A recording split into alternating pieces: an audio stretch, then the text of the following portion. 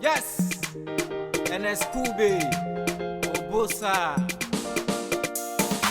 Idolewo, No, Idolewo, no, Idolewo, no, Idolewo, oh, Sioba. Idolewo, No, Idolewo, no, Idolewo, AGHAMENYAHOREFE, Idolewo, Mercy weki o. Sanela la gari yo bore o ma ho ma no kere. Eto bo ereko. Do sayawe mi o. AGHAMENYAHOREFE ajebo. Wese o baba. Ijobo nu je ni bi agbodade o. Enu e fi bo wo le o. Era me wo wedo, ije me wo wedo. Wese o daddy. Wese o baba. Ewe nu e fi bo wo le o. Wese na si wedigien. No si gbagbe si wedigien. Era me wo wedo, ije me wo wedo. Wese o bojo. Waluweko, nyonyamu we ego, nyongiye mi ame waluwe, nyonyamu mi amwe, akunera mi o emuna, ogabazi yo imukwekwe, irano rijava no reko, tonya sene ye o. Idolewo, No, Idolewo, no, Idolewo, no, Idolewo, oh Sioba. Idolewo, No, Idolewo, no, Idolewo, AGHAMENYAHOREFE, Idolewo, Mercy weki o.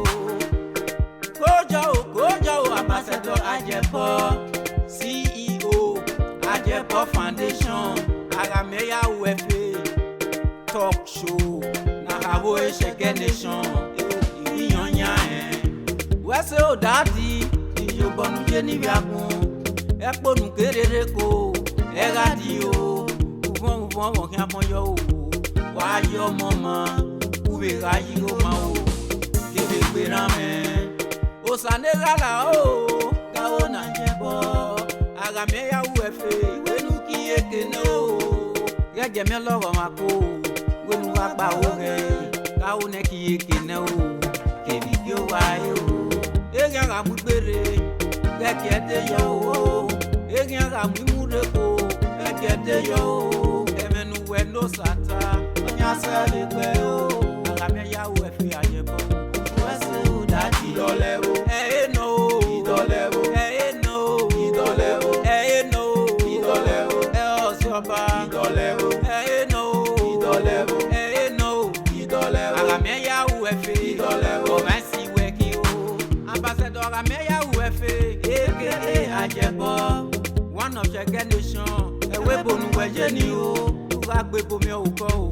No ma sara ku eyin, o da o eyin ara lare o. Oda o na mi gbe awe. Ambassador AGHAMENYAHOREFE, iwenu e fi bo wo ye.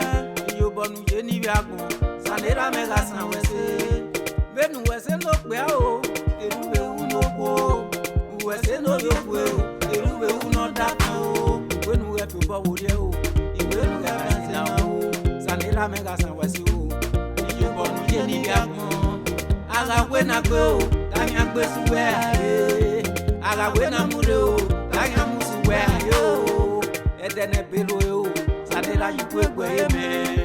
Edene hedo, salobo akiro no yalo he. Idolewo, No, Idolewo, no, Idolewo, no, Idolewo, oh Sioba. Idolewo, No, Idolewo, no, Idolewo, AGHAMENYAHOREFE, Idolewo, Mercy weki o. Idolewo, Idolewo, Yonya Ajebo Idolewo, Foundation.